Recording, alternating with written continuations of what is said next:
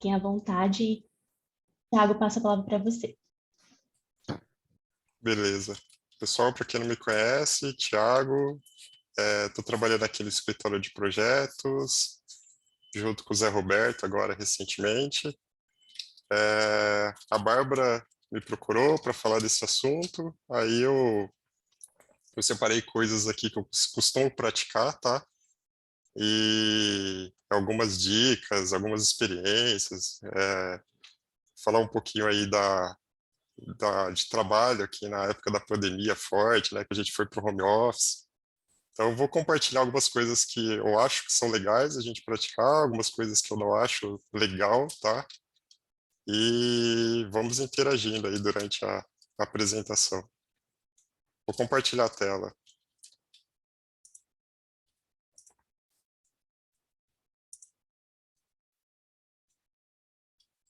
Estão vendo a tela? Sim. Sim. Sim. Legal, então. Vamos lá.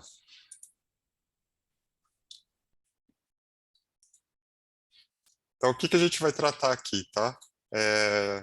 Vou dar uma contextualização aqui sobre o tempo, tá? Se a gente for olhar, o tempo ele pode ser encarado de várias maneiras, né? O tempo para um cara que estudou física, ele entende de uma certa forma. Um cara da filosofia entende de uma certa forma. O cara da história vai entender o tempo de outra certa forma. Aqui eu vou fazer um paralelo e aí eu vou amarrar aqui com o tempo de atividade, né? Com gestão de tempo de atividade. Então a gente vai falar de to-do, a gente vai falar de organização, a gente vai falar do que é urgente, o que é importante, se é bom ser uma pessoa multitasking. Vamos falar de infotoxication, que é um termo que tem sido muito usado recentemente. Vamos falar de reuniões, vamos falar de saber dizer não, princípio de Pareto, técnica Pomodoro, gestão do tempo propriamente dita, home office, e no final eu vou dar algumas indicações aqui de leitura, tá?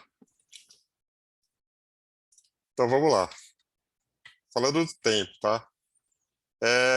Tempo, analisando, né, ele é uma fabricação humana, ele foi criado do jeito que a gente entende hoje e foi modificado ao longo do tempo pelos homens, tá? A ideia de metrificar, a ideia de quantificar, a ideia de dividir. Então, se a gente pegar ali nos povos antigos, eles começaram a medir o tempo observando o céu, né? Eles observavam a posição das estrelas em referente à Terra, né? Onde a gente vive, para saber como os fenômenos aconteciam, tá? Então, eles perceberam, por exemplo, que a temperatura mudava de época para época, flores nasciam, as folhas caíam, e eles viram que isso era cíclico, né? Dependia da posição das estrelas e começaram a entender que aquilo lá tinha uma certa lógica sequencial. Então, se a gente pegar lá, hoje, no mundo, a gente tem quase 40 calendários em prática, tá?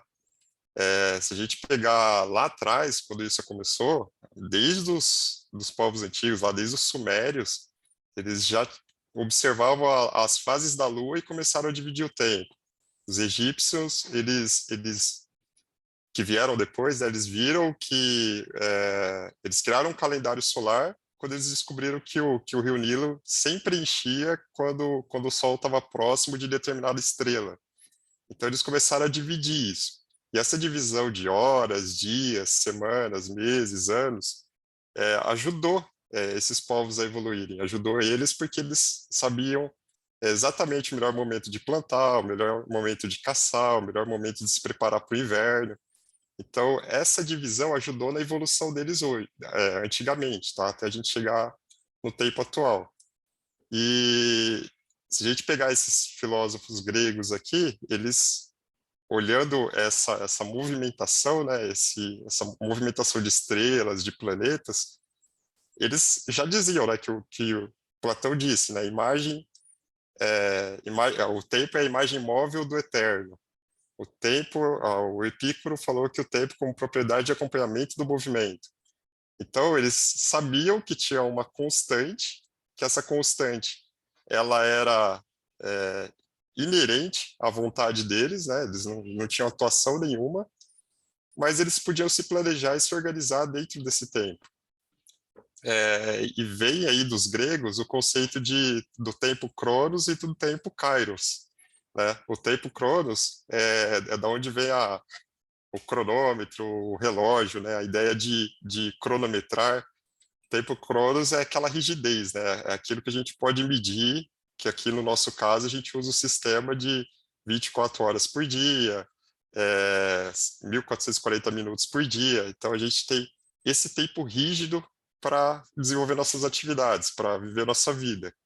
E o tempo Kairos, na época deles, eles chamavam de tempo de Deus, né? Mas por que tempo de Deus? Se a gente for traduzir para hoje, né, para nossa realidade, são as surpresas, é tudo aquilo que é imprevisto e que acontece interferindo ali no tempo cronológico, no tempo de Cronos. Então, vamos supor que eu estou num projeto aqui, está tudo cronometrado, eu tenho um cronograma, está tudo funcionando bem, estou previsto fazer um teste amanhã, hoje à noite dá um crash no servidor, eu não consigo fazer meu teste amanhã. Então, isso daí foi um imprevisto que surgiu dentro do meu cronograma, e ali eu vou ter que me replanejar. Esses imprevistos eles acontecem a todo momento, tá? E a gente está à mercê deles. E por isso que a gente precisa se planejar para não ser vítima dessas emergências. Outro exemplo aqui, quem nunca chegou para o pai e para a mãe, 9 horas da noite, quando era criança, e falava assim, ó, mãe, amanhã tem que levar salgado na escola, lembrei agora. A mãe estava lá, né? Tudo planejado, tudo certinho, entrou uma interferência ali no cronograma dela, né? O tempo Kairos influenciando o tempo Cronos. Então, a gente, com esse contexto que eu estou passando aqui, a gente vai falar nos próximos slides como que a gente mitiga isso, tá? Ou como que a gente reduz esses impactos. E aí eu vou passar algumas dicas de coisas que atrapalham essa gestão do tempo e os conflitos que a gente tem que gerir, né, entre Cronos e Kairos. To do, né? Primeiro ponto, né? A gente tem que saber o que a gente tem que fazer. Eu, particularmente, eu crio listas, eu crio um to-do para eu fazer, mas eu não crio um to-do eterno. Eu tento me planejar para fazer aquele to-do dentro do dia. Eu organizo as atividades para serem feitas numa janela de 8 horas, ou quase 8 horas, tá? Porque falar que a gente trabalha 8 horas por dia é meio inexato, tá? A gente vai tomar água, vai no banheiro, faz uma ligação, enfim. A gente a gente não tem esse tempo exatamente para cumprir nossas atividades. Mas eu acho que fazer um to-do, uma lista de atividades que a gente não tenta cumprir naquela janelinha de 8 horas, não é muito válido, porque a gente vai ter a tendência de ficar postergando aquilo. Então a gente vai fazer 1, 2 hoje, isso aqui eu posso terminar amanhã. Não, quando eu vou fazer a minha lista, eu sempre penso no dia de amanhã. Então, geralmente um dia antes, no final do dia, eu tenho uma visão aqui do que eu tenho que fazer amanhã, tá? Então eu coloco isso numa lista e vou tentar cumprir aquilo amanhã. É claro que eu já sei aqui a minha produtividade, os seus imprevistos que vão acontecer durante o dia, então eu coloco da forma mais realista possível, tá? Então eu recomendo, não crie uma lista solta, crie uma lista pensando no dia seguinte, crie uma lista pensando no que você pode fazer no dia seguinte e de preferência crie essa lista no final do dia anterior, tá?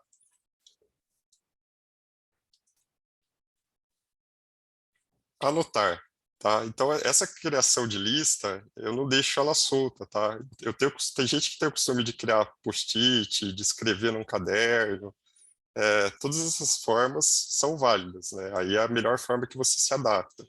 Eu crio no celular mesmo, eu tenho um aplicativo aqui de notas, eu faço essas anotações, ali eu coloco mais ou menos o horário que eu tenho que cumprir aquela atividade, ou o horário que eu tenho que iniciar aquela atividade, E isso funciona para mim, tá? Eu deixo aqui no celular, mas você pode criar no computador, você pode criar um post-it, você pode deixar anotado no caderno. O importante é anotar, tá? Quando você anota, você consegue ver o todo e deixa uma sequência lógica ali de execução, ok?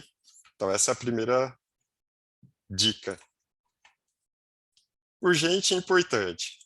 Quando eu faço a minha lista, eu também já penso em urgência e importância, tá? Então, o ideal é a gente fazer o que é urgente primeiro. E na sequência, o que sobrar ali, a gente vai classificando como importante e não menos importante.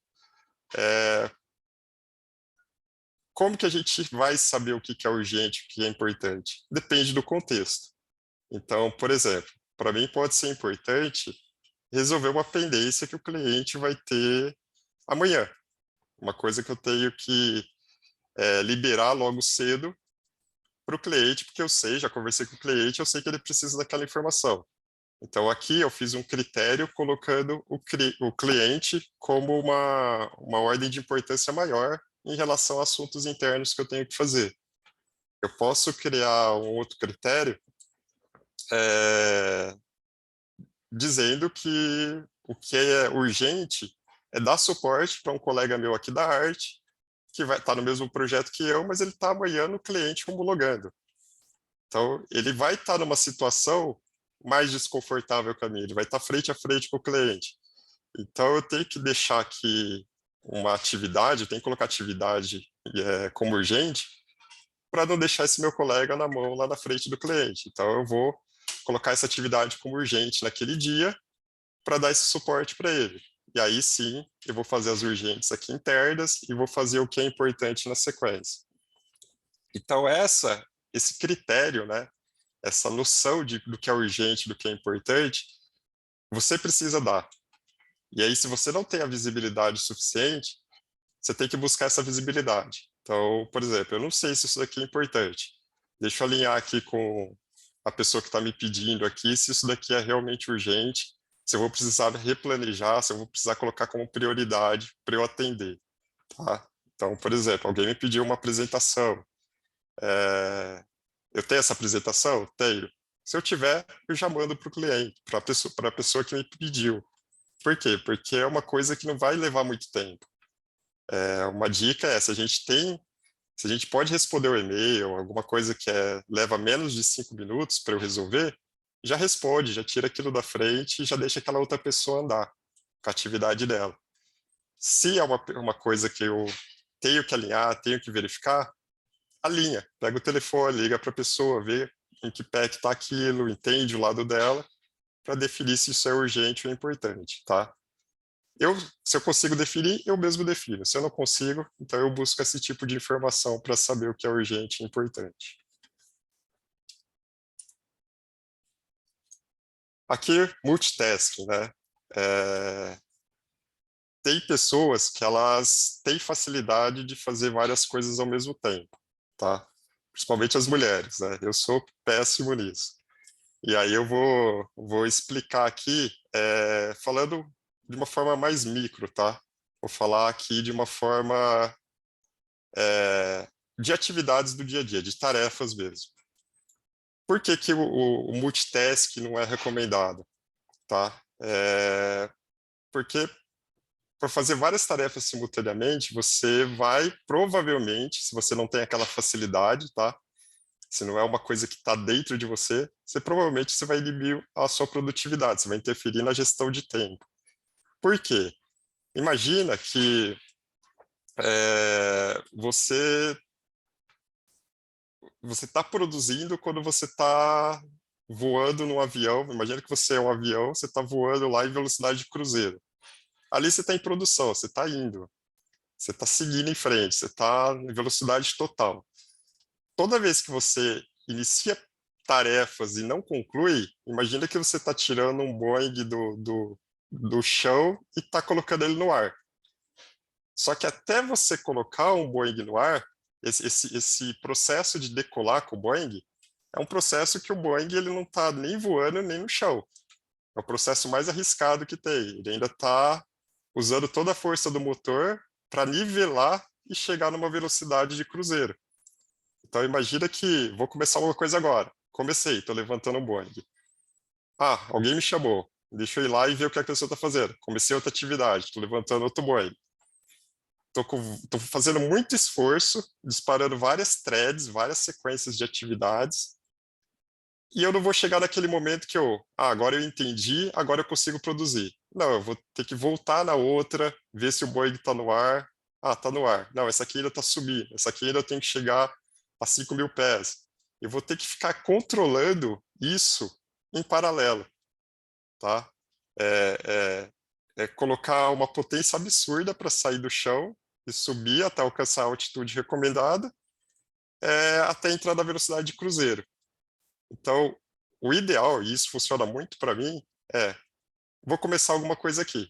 Estou começando, vou até o fim com essa atividade e já vou liberar ela. Não importa se ela vai levar meia hora, se vai levar 1 hora, se vai levar 2 horas. Claro que, como eu falei anteriormente, pode ser que um imprevisto aconteça. Pode ser que eu tenha um Kairos ali no meio do meu Cronos que eu planejei, tá? E aí é a questão de medir, tá? A gente vai falar um pouquinho mais sobre isso. É urgente? É importante? Então, beleza, deixa o Boeing aqui subir, eu vou ter que subir esse outro Boeing aqui para atuar.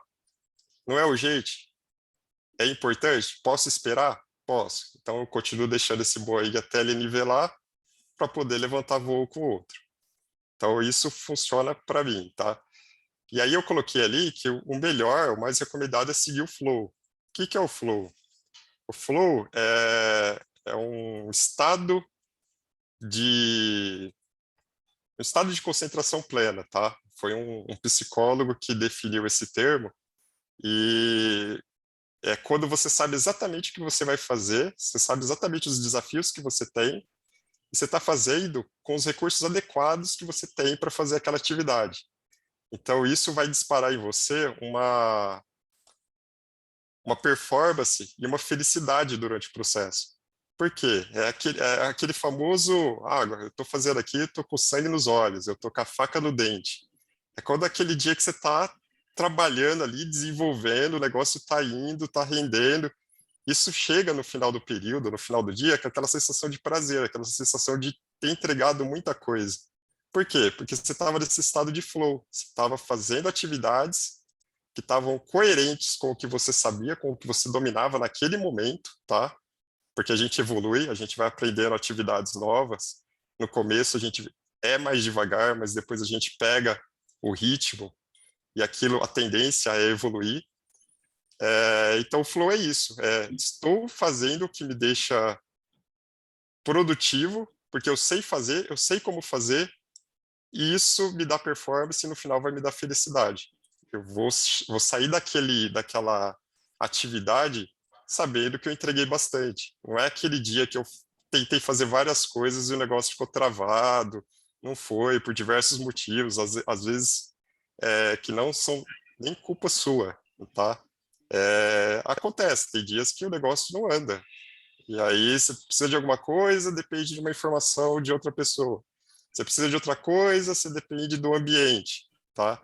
Você precisa de algum e-mail, você precisa de alguma formalização. Então essas tarefas vão ficando paradas e você não chegou naquele ritmo total, aquele potencial total de atividade que você poderia ter. Inclusive, quando a gente vai trabalhar com um projeto, o ideal é saber alocar a atividade correta para aquela pessoa correta. A gente pode alocar uma atividade que a gente sabe que aquela pessoa ainda está em aprendizado? Pode, e até deve, porque senão ela não vai sair daquele lugar. Mas a gente tem que ter consciência de que a pessoa ela é boa numa coisa, ela vai render naquilo. E aí ela vai conseguindo absorver mais conteúdo, mais conhecimento para ser boa em outras coisas. Quando a gente consegue casar isso, a gente tem uma produtividade, a gente tem uma performance melhor, tá? E esse é o estado de flow. Depois, no final, eu vou indicar esse livro que eu acho muito bom. Inclusive, eu acho que eu fiz algumas palestras que eu sempre volto nesse tema do livro Flow. Quem já viu aqui alguma apresentação minha vai lembrar. Então é isso, pessoal. O que eu recomendo e funciona para mim é não ser multitasking. Tentar começar, colocar o avião em velocidade cruzeiro e depois levantar outro avião. Infotoxication, tá? Aqui é uma coisa que prejudica aqui a nossa performance. Esse termo, ele é um termo que surgiu para falar da quantidade de informação que a gente tem recebido por dia já há algum tempo, tá? Então, a gente recebe informação de todo lado. Rede social, grupo do WhatsApp, grupo do Telegram, site, internet. Hoje a gente tem vários dispositivos, então você vai receber mensagem no celular, você vai receber mensagem no relógio, você vai receber mensagem no pop-up aqui do seu computador. Essa quantidade de informação, ela distrai, ela vai chamar sua atenção. Então, às vezes você está lá naquele nível de quase entrando no flow, quase entrando em velocidade de cruzeiro, chega uma mensagem ali de um grupo de amigos do final de semana. Dependendo da mensagem, você pode parar ali e querer olhar, tá? Como eu faço, tá? E aí eu tô falando da minha experiência. Eu sempre deixo tudo silenciado no celular, eu não deixo, por causa do ruído mesmo, do som. E durante o dia eu atendo os grupos que são relacionados a trabalho. Então hoje aqui eu tenho o grupo de gestão e eu tenho o grupo de projeto lá da Motos. Esses grupos eu dou prioridade para ler. Outros grupos eu vou ler no horário do almoço, vou ler à tarde, no final do dia, porque é muita informação e para mim isso não funciona. Eu não fica legal eu pegar e parar e olhar aquilo. Instagram é a mesma coisa. Eu acesso o Instagram na hora do almoço ou no final do dia. É muito difícil eu pegar o Instagram e acessar no período sei lá, das 8 ao meio-dia, das 14 às 18. Por quê? Porque isso vai me distrair.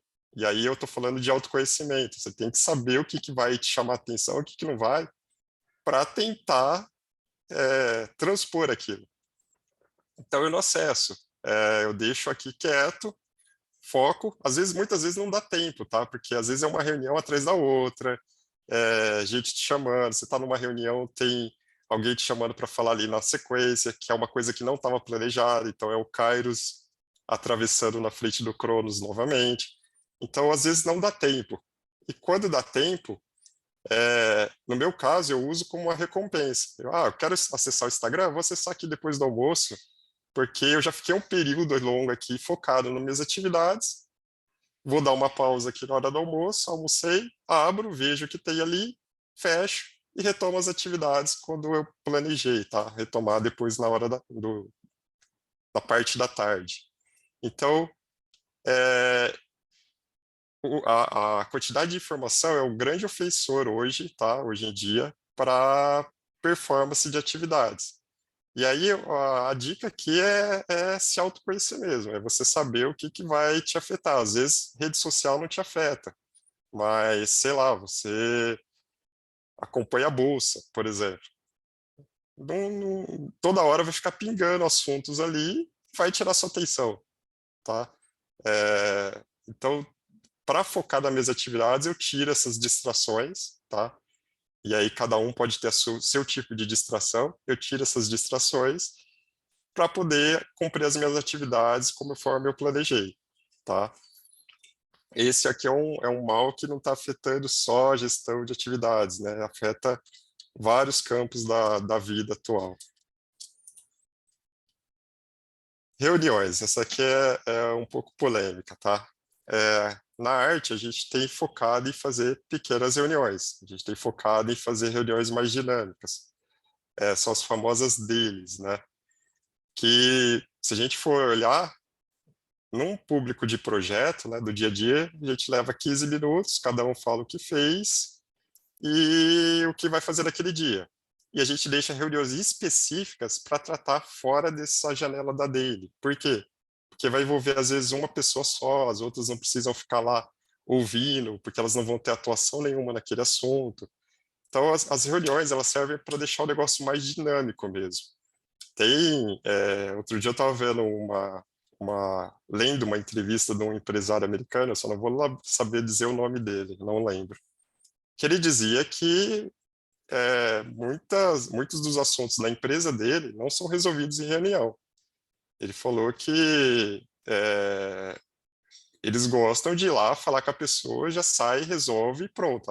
Aquela pessoa já alinha com todo mundo, mas não se perde tempo em reunião. Aquilo eu entendi que era uma cultura da empresa dele, um estilo da empresa dele. Mas o que é prejudicial? Prejudicial é quando a gente tem reunião muito longa, tá?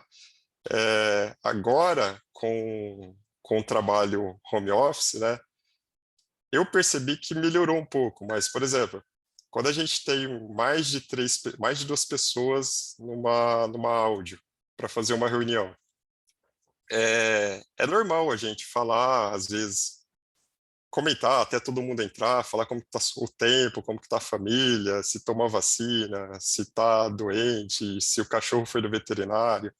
É normal a gente falar isso, tá? Mas a gente tem que entender que tem várias pessoas ali naquele fórum. A ideia não é inibir esse tipo de conversa, tem que ter, porque são relações humanas que são importantes para a gente fazer. Mas é saber medir, porque às vezes eu estou com a minha tarde, eu estou fazendo uma reunião agora com vocês, eu estou com a minha tarde um pouco mais livre. Mas posso ter um colega ali que ele tem uma reunião agendada com o cliente à 1 da tarde, então eu não posso ficar aqui nessa reunião estendendo até 12h30. Então, eu não sei como está a agenda das outras pessoas. E essas reuniões longas, elas quebram o ritmo. Então, quando tem muita gente, a chance de ter assuntos triviais aumenta, e a gente só precisa se atentar que tem pessoas ali que elas estão preocupadas com outros assuntos que elas têm que resolver na sequência. Então, a ideia é sempre pensar na gente e no outro, tá? Ter esse respeito. O nosso tempo, ele não vale mais do que o tempo do outro. Todo mundo tem o seu tempo ali para fazer as suas atividades. Então, aqui é mais um termômetro para se atentar a isso. É legal a gente falar, é legal a gente fazer as interações humanas, principalmente agora no home office, mas sempre é bom ter alguém ali puxando para o assunto da reunião, para a gente manter o foco e manter o respeito com o tempo do outro, tá? Saber dizer não. Agora é uma polêmica. A gente não quer ser rude, tá? Saber dizer não, a gente tem várias formas de fazer. A gente pode só falar não secamente, ou a gente pode entender a proposta do outro quando ele vem pedir alguma ajuda, alguma atividade, tá? Que eu sugiro? Ouve a pessoa, se você está ali com a sua atividade, se tem uma atividade urgente ou importante para fazer, ouve a pessoa para você saber classificar se o que ele está te pedindo é urgente e importante. E aí eu sempre me coloco no lugar da pessoa, tá? Eu tento entender qual que é o impacto que ela está tendo naquela atividade que surgiu ali no meio do dia, para saber se eu consigo ajudar e se eu consigo ajudar da melhor maneira, tá? Eu preciso entregar as minhas atividades, que são urgentes, que eu tenho um compromisso, mas se eu entender que a atividade do meu amigo é urgente também, eu combino o jogo. Às vezes eu falo para ele, cara, não consigo te atender agora, mas a gente pode voltar a falar daqui 40 minutos, daqui meia hora, já te ajuda? Se eu entender que a atividade dele não é tão importante, não é tão urgente, posso tentar jogar para amanhã. Então, é uma negociação, tá? E negociação a gente faz a todo momento na vida, não é só no trabalho. O importante é conversar para que os dois lados saiam ganhando. Então, antes de dizer sim para tudo, checa a sua agenda, primeira coisa, né? Checa a sua agenda, ouve a pessoa e replaneja. A gente vai ter essas interrupções durante o dia, isso é normal. A gente não tem atividades lineares, coisas acontecem, mas ouve o outro, entende e aí replaneja. Coloca na sua agenda naquele dia mesmo, coloca na sua agenda no outro dia. Se for algo que é mais urgente do que o que você está fazendo, renegocia com quem você ia entregar e ajuda aquele seu colega a fazer aquela atividade que é realmente urgente, tá? Aqui o saber dizer não diga não secamente. Diga não de uma forma que você entendeu, você conversou e você negociou. Aqui o princípio de Pareto, tá? aqui é uma dica legal e uma análise que dá para ser feita. O princípio de Pareto, ele é uma observação de um economista italiano, tá? Ele chamava Vilfredo Pareto. Ele disse, né, que 80% das consequências vem de 20% das causas. Então, como que funciona isso? É um estudo de proporcionalidade entre causa e efeito. Levando para o mundo real, a gente usa o princípio de Pareto, por exemplo, eu uso o princípio de Pareto para ler e-mail quando eu volto de férias. Então, eu voltei de férias, fiquei 15, 20 dias fora. Tem aquela porrada de e-mail para eu ler. Aí eu dou uma olhada ali por cima no assunto do e-mail. Pelo assunto, eu tento filtrar o que vai me dar mais ganho rapidamente. Então, eu tento focar nos 20% que pode me dar mais ganho, pode me dar mais 80% de ganho se eu focar naquele assunto, tá? E esse princípio de Pareto, tá? É uma regra que o pessoal aplica para tudo, tá? Por exemplo, se for falar sei lá, comercial, tem empresas que 80% da receita vem de 20% dos clientes. Então, essas empresas focam e dão um atendimento privilegiado, preferencial, para esses 20% que estão trazendo 80% da receita. Então, eu faço isso com as minhas atividades. Eu vou dar foco naquele 20% que vai me dar 80% de ganho, de produtividade, de performance. Isso que eu dei um exemplo de quando eu estou voltando de férias, mas é legal a gente fazer essa análise com frequência, sei lá, uma vez por mês, uma vez a cada 6 meses, analisar se as atividades que a gente está fazendo, se elas estão realmente dando 80% de ganho de produtividade para o negócio, para a minha área, para a empresa. Será que eu estou fazendo algo que é muito esforço para pouco retorno? E aí, com essa análise, né, com esses números, você vê se aquilo lá deve ser continuado ou não, tá? Então, eu posso fazer no dia a dia aqui, saber se as minhas atividades estão entregando 80% de valor para o negócio. E eu vou reduzir, logicamente, as atividades que não entregam valor para o negócio, porque assim eu reduzo o meu tempo de improdutividade. Eu vou focar em outras coisas, tá? Então, essa aqui é uma outra forma de analisar de cima as suas atividades e ver se você pode ser produtivo em outras coisas. Às vezes você está perdendo tempo em coisas que não estão trazendo ganho nenhum. E aí aquelas coisas que não estão trazendo ganho nenhum, você vai deixar de fazer? Depende. Se não tiver ganho mesmo, você pode deixar de fazer. Ou você pode automatizar. Ou você pode negociar para fazer de uma outra forma, tá? Ou você pode agregar um valor naquela atividade que antes não tinha. Então, essa análise de produtividade, ela precisa ser feita. Você mesmo pode olhar e verificar se o que você está fazendo está trazendo esse ganho. E foca no que traz ganho, tá? Lógico, isso alinhado com todo mundo. Estou falando aqui de atividades que eu tenho que não dependem de ninguém. Se eu tiver alguém que depende dessa atividade, é lógico que eu tenho que alinhar. Eu tenho que conversar e chegar num denominador comum. Técnica de Pomodoro. Essa técnica de Pomodoro eu usei no começo da pandemia, tá? Funciona, mas com alguns detalhes, tá? Isso daqui, essa técnica, ela foi criada também por um italiano chamado Francesco Cirillo, e ele, na época ele estava na universidade, ele precisava manter o foco nos estudos. Então ele pegou um timer de cozinha, que é exatamente parecido com esse que está aí na figura, tá? Que é um timer para você saber se o bolo está pronto, se o pão está assando, quanto tempo você tem que deixar o pão assando. Ele pegou esse timer e ele marcou 25 minutos de foco nos estudos, 5 minutos para fazer outra coisa, beber água, ir no banheiro. Voltava, mais 25 minutos de foco no que ele estava fazendo, sem distração, concentração total. E aí depois mais 5 minutos de descanso, que seria a recompensa, tá? Hoje a gente poderia falar, beleza, vou focar aqui 25 minutos e vou fazer tudo que eu tenho que fazer sem distração. Vou pegar 5 minutos aqui para ir até a sacada, para acessar o e-mail, para ver o grupo de WhatsApp, enfim. essas pausas, elas trazem uma produtividade. Por quê? Porque você, em um determinado momento de foco constante, de 4, 5 horas de foco constante, a tendência é que você não foque mais. A tendência é que você comece a se dissipar nos pensamentos.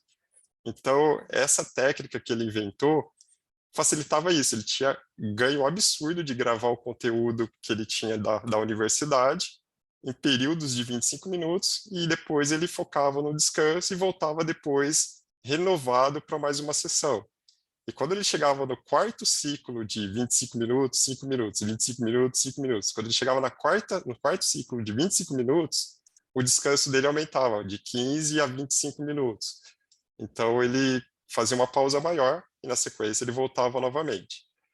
Por que que eu falei que depende, essa técnica depende, tá, para ser usada? Porque eu acho que ela funciona muito bem quando a gente tem atividade repetitiva. A gente tem atividade que a gente não precisa pensar muito. Então, por exemplo, eu preciso pegar uma pilha aqui de projetos que foram vendidos e cadastrar no Rose. Tem que ser uma pilha muito grande, tem que ser assim, 50 projetos para cadastrar. Funcionaria. Por quê? Porque eu tenho muita atividade repetitiva e aí eu vou na velocidade de cruzeiro, eu vou no flow, até entregar aquilo. Eu vi outro dia uma entrevista de um professor que ele usa a técnica de Pomodoro para corrigir prova. Funciona também. Por quê? Porque ele vai ali na correção, corrige o máximo de prova que dá dentro dos 25 minutos, para, descansa, toma um café, volta, corrige o máximo de prova em 25 minutos. Por quê? São atividades repetitivas. Chega em um determinado momento, ele já sabe qual resposta está certa, qual está errada, ele vai marcando e vai dando nota. Então, quando a gente tem atividade, um volume grande de atividades repetitivas, essa técnica aqui funciona muito bem, tá? Hoje, quando eu usei no início da pandemia, eu usei um aplicativo do celular. Então, tem aplicativo do celular que implementa a técnica de Pomodoro. Funciona. Naquela época, para mim, funcionou. Mas eu acho que ele é mais proveitoso para atividade repetitiva, tá? Tá. Então, falando de gestão do tempo e performance. Matematicamente falando, vocês viram que eu tenho 24 horas no dia, 1.440 minutos para atuar.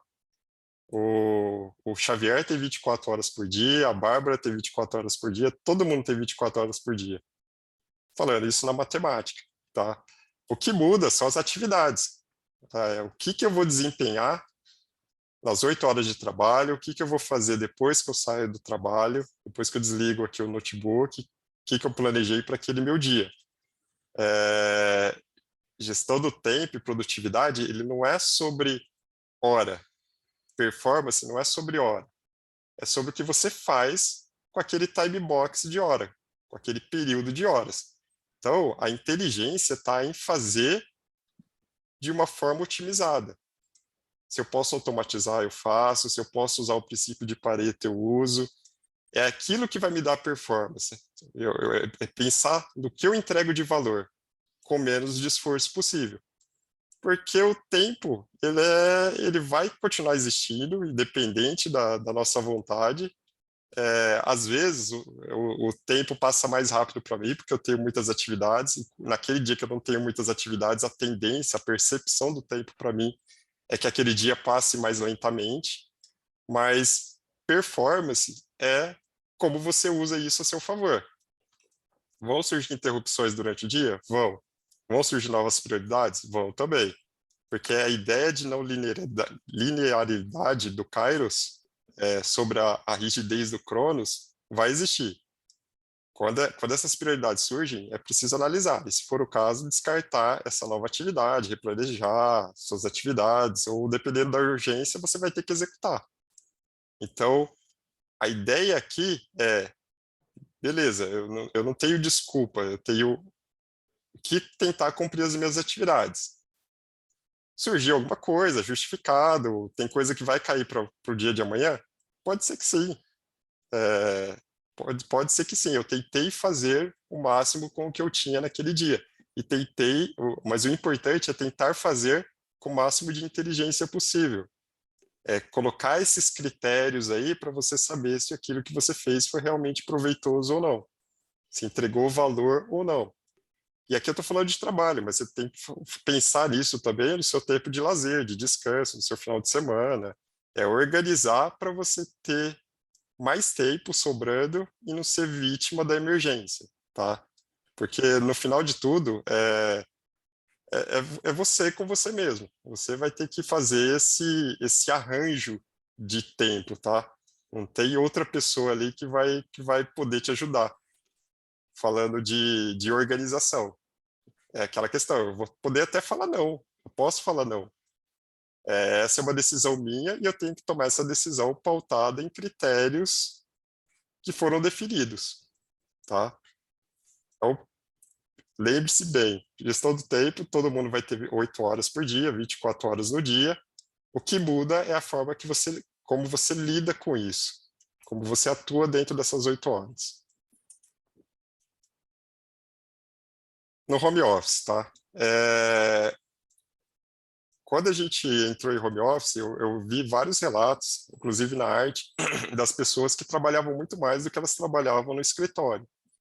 Então, aqui entra a disciplina também.